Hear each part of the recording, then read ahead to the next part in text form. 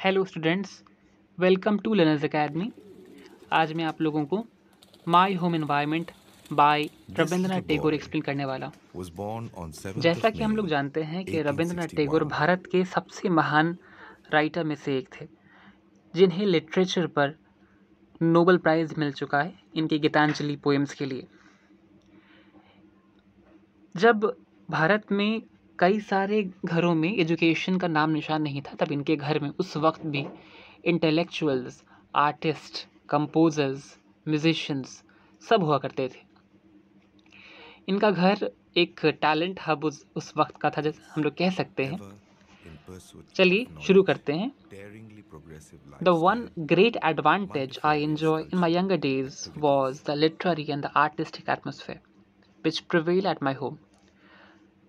शुरुआत में रविंद्रनाथ टैगोर कहते हैं कि सबसे जो बड़ा एडवांटेज है जो इन्होंने इन्जॉय किया अपने बचपन में, वो है लिटरेचर का, लिटरेरी और आर्टिस्टिक एटमोसफेयर। मतलब इनके घर में art and craft, painting, drawings और लिटरेचर पे बहुत ज़्यादा जोर दिया गया। इनका घर का जो चौखट थी, इनके रिसेप्शन जिसको हम कह सकते हैं, ये हमेशा सजा हुआ करता था। रिचली अडोन्ड कैरेजेस, इसके अलावा इनके घर पे अक्सर सजी हुई गाड़ियाँ, घोड़ों जिसको घोड़े टानते हैं, कैरेजेस, ये आया करते थे। वो draw up under our portico, मतलब इनके पोर्टिको मतलब होता है एक घर की जो छाया है या जो रूफ है, इनके नीचे अक्सर लगा हुआ करता था इस तरह की गाड़ियाँ। और there was a constant flow of visitors, और इनके घर पे अक्सर मेहमान आया करते थे, क्योंकि इनके घर पे स्टेज पे परफॉर्मेंस हुआ करता था। स्टेज परफॉर्मेंस हो गया या फिर संगीत परफॉर्मेंस हो गया, डांस परफॉर्मेंस हो गई, इन्हीं के घर पे हुआ करता था। क्योंकि उस वक्त में ना सिनेमा हॉल था और ना ही कोई थिएटर था, तो इनके घर पे ही स्टेज पे सब कुछ परफॉर्म हुआ करता था। लेकिन उस वक्त रविंद्रनाथ टैगोर बहुत ही छोटे थे, तो उन्हें ये सब बातें समझ में नहीं आया करती थी। इनका बड़ा सा घर था, घर का नाम है ठाकुरबाड़ी। ठाकुरबाड़ी जो है हमेशा उनकी ठाकुरबाड़ी की जो खिड़कियां है, जो केसमेंट है, विच वी कॉल केसमेंट, वो हमेशा ब्राइटली कलर्ड कैंडल से या फिर दिया जो जलता है उससे सजी हुआ करती थी। रविंद्रनाथ टैगोर का एक बड़ा कजिन था जिसका नाम था गणेंद्रनाथ टैगोर। गणेंद्रनाथ टैगोर को एक ड्रामा मिला था।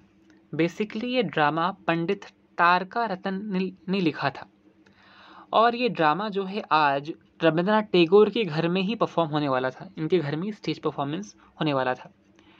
गणेंद्रनाथ टैगोर को लिटरेचर के लिए बहुत ही ज़्यादा उसको लगाव था, एंथुजियाज्म था। इसके अलावा वो बहुत ही माहिर पेंटर भी था, जिसको हम लोग कहते हैं fine arts. The fine arts knew no bounds, इसका मतलब है कि बहुत ही ज़्यादा माहिर था वो पेंटिंग्स में। He had studies history of various countries, उसने कई देशों का इतिहास पढ़ा और इसे संस्कृत भाषा में और संस्कृत ड्रामा में उसने ट्रांसलेट भी कर दिया और पब्लिश किया।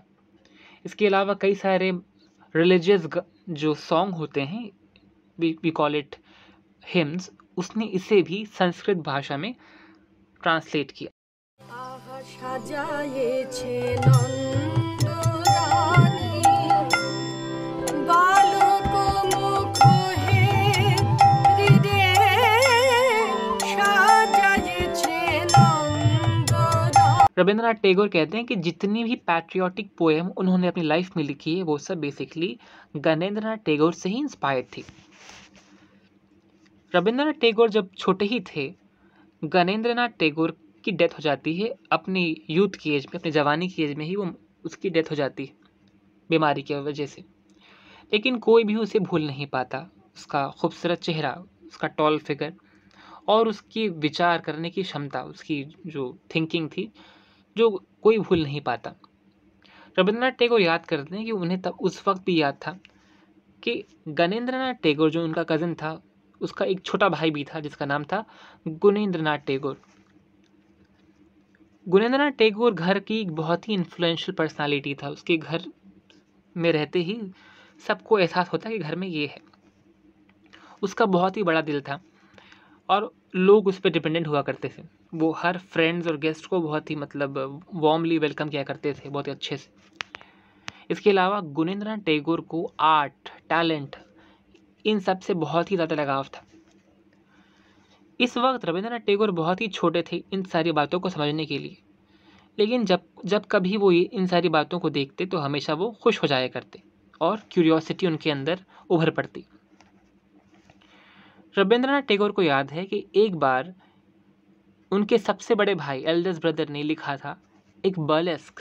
बर्लेस्क मतलब होता है एक ऐसा ड्रामा जिसमें एक सीरियस टॉपिक को मजाक या कॉमिक तौर पे दिखाया जाए। एक बहुत ही सीरियस जैसे कोई टॉपिक हुआ उसे मतलब फन के तौर पे या फिर कॉमिक के तौर पे दिखाया जाए, दैट इज़ कॉल्ड बर्लेस्क।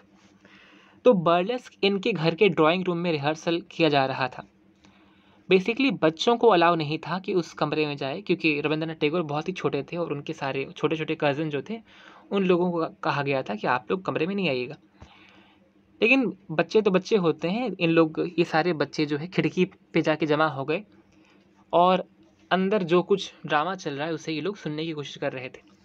अंदर से मिक्स्ड लाफ्टर की आवाज़ आती है, अंदर से गाने की आवाज़ आती है, कॉमिक सॉन्ग की। रविंद्रनाथ टैगोर को याद नहीं है कि वो गाने क्या थे, लेकिन उस वक्त उन्होंने उसे सुन के बहुत इन्जॉय किया था। रविंद्रनाथ टैगोर को याद है कि छोटी छोटी बातों की वजह से वो गुणेंद्रनाथ टैगोर की नज़र में बहुत ही अच्छे बन गए थे। एक बात ये है, एक जिनमें से एक कहानी ये है कि एक बार वो स्कूल में थे रविंद्रनाथ टैगोर जब स्कूल में थे तो रविंद्रनाथ टैगोर के साथ गुणेंद्रनाथ टैगोर का बेटा सत्या भी पढ़ता था। जी हाँ, गुणेंद्रनाथ टैगोर रविंद्रनाथ टैगोर से बहुत ही बड़े थे और उनका बेटा सत्या वो रविंद्रनाथ टैगोर की एज का था और दोनों क्लासमेट थे। रविंद्रनाथ टैगोर कहते हैं कि उन्हें बचपन में कभी भी कोई प्राइज़ नहीं मिला सिवाय गुड कंडक्ट के, लेकिन उनके नेफ्यू सत्या को जो है एग्ज़ाम्स में अवार्ड मिला फर्स्ट आने का। जैसे ही सत्या और रविंद्रनाथ टैगोर घर आते हैं, रविंद्रनाथ टैगोर अपने जो कैरेज है, जो गाड़ी, उससे कूद पड़ते हैं ताकि अपने कज़न गुरेंद्र को कह सके कि सत्या को प्राइज़ मिला, और कहते हैं Satya has got a price. মুখ্য হয়ে থাকবে অমন করে বলছেন কেন? শোনো গো, ও আজ আর স্কুলে যাবে না।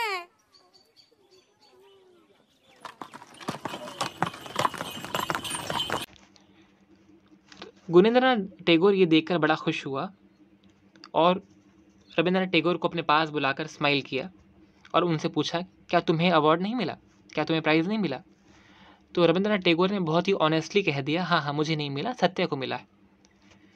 इस मेरी सत्या के लिए जो खुशी को देखकर गुणेंद्रनाथ टैगोर बहुत ही मुझसे इम्प्रेस हुए और मुझसे काफ़ी मतलब जो है मेरे नेचर से वो बड़ा खुश हुए और उनकी नज़र में मैं बहुत ही ज़्यादा रिस्पेक्ट पा गया।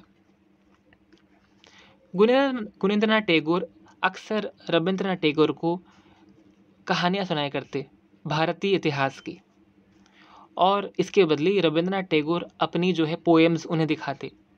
जी हाँ, 8 साल की उम्र में ही रविंद्रनाथ टैगोर ने पोएम लिखना शुरू कर दी थी। Gunendranath Tagore was not a harsh critic. Harsh critic का मतलब होता है कि अक्सर जो रविंद्रनाथ टैगोर पोएम लिखा करते थे, उन पोएम में जो गलतियाँ थी या चाइल्डिशनेस थी उसकी वो ज़्यादा बुराई नहीं करते। ही एक्सप्रेस हिज ओपिनियंस कैंडिडली। हाँ, जो भी गलती होती है वो बिल्कुल स्ट्रेट फॉरवर्डली बता देते, लेकिन बुराई नहीं करते। और अक्सर रविंद्रनाथ टैगोर की पोएट्री में चाइल्डिशनेस देखकर वो हंस भी देते, उन्हें हंसी आ जाती। गहन कुसुम कुंज माझे लिखिया भारी खुशी हईलाम।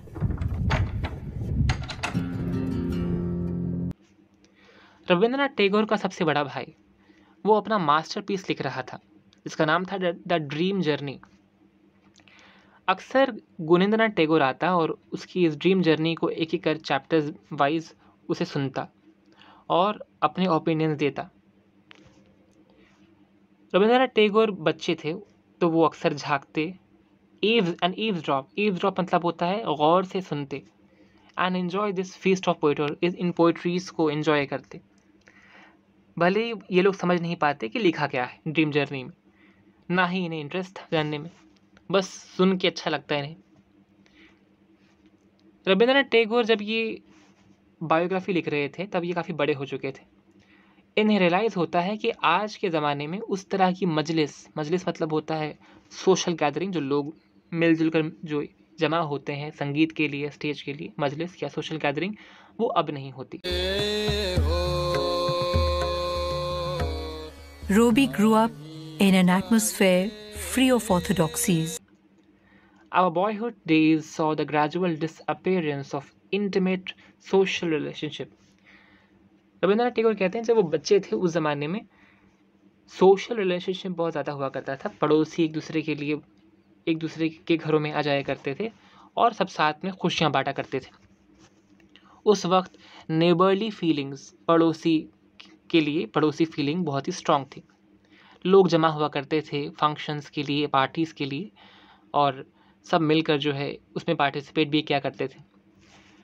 But people nowadays call on each other on business और as a matter of social duty but not gather for a majlis. लेकिन आज के ज़माने में लोग सिर्फ बिजनेस के लिए या फिर कोई सोशल ड्यूटी के लिए जमा होते हैं, लेकिन इस तरह की मजलिस में जमा नहीं होते और ना ही इन्हें इसमें इंक्लिनेशन है, ये इंटरेस्ट है। ये इंटरेस्ट लोगों का ख़त्म हो चुका है। रविंद्रनाथ टैगोर कहते हैं कि जो कुछ आ रहा था या जो कुछ जा रहा था वो उन्हें देखा करते थे। How merry they were the rooms, कितना खुश थे वो कमरे, वो वरांडाज, वो बातें लोगों की और वो laughter. Our elders possess the ability to keep up animated and amusing conversation in the midst of social gathering. Rabindranath Tagore कहते हैं कि इनके बड़े, मतलब इनके डैड, इनके कजिन्स, इनके मॉम डैड्स, उनके अंदर ये एबिलिटी थी कि लोगों को जमा कर सके और उनको मतलब जोड़ सके। लोग आज भी आते हैं और जाते हैं, लेकिन वो वरांडाज, वो कमरे खाली हैं, सुनसान हैं, उनमें वो बात नहीं रही। घर वही, लेकिन सब कुछ खाली पड़ चुका है। प्रॉब्लम ये है कि हमने वो सारी बातें खो दी। जो चीज़ हम लोग खो देते हैं उन्हें दोबारा बनाने की कोशिश नहीं करते। हम वो मौके नहीं तलाशते जिससे हम लोगों को जोड़ सके। जब हम पुराना ज़माना देखते हैं, लोगों की उस चमकती हुई हंसी को देखते हैं, हमारा दिल में जो जितना बोझ है वो दब जाता, वो ख़त्म हो जाता। मन का सारा बर्डन जो है वो ख़त्म हो जाता उनकी हंसी को देखकर। ऐसा लगता है कि वो ज़माना ही अलग था या शायद कोई दुनिया ही अलग थी जो दोबारा से कभी वापस नहीं आ सकती। बाय रविंद्रनाथ टैगोर। बेसिकली ये जो एक्सट्रैक्ट है रविंद्रनाथ टैगोर की एक ऑटोबायोग्राफी जिसका नाम था जीवन स्मृति, इससे लिया गया है। जीवन स्मृति को इंग्लिश में हम लोग कहते हैं माय रेमिनिसेंस, मतलब ये इनकी ऑटोबायोग्राफी थी, इसी से छोटा सा एक्सट्रैक्ट ये लिया गया है। आई होप आप लोगों को ये वीडियो अच्छा लगा होगा और एक्सप्लेनेशन आप लोगों को समझ में आया होगा। लाइक करें, शेयर करें और प्लीज़ सब्सक्राइब करें। Thank you so much.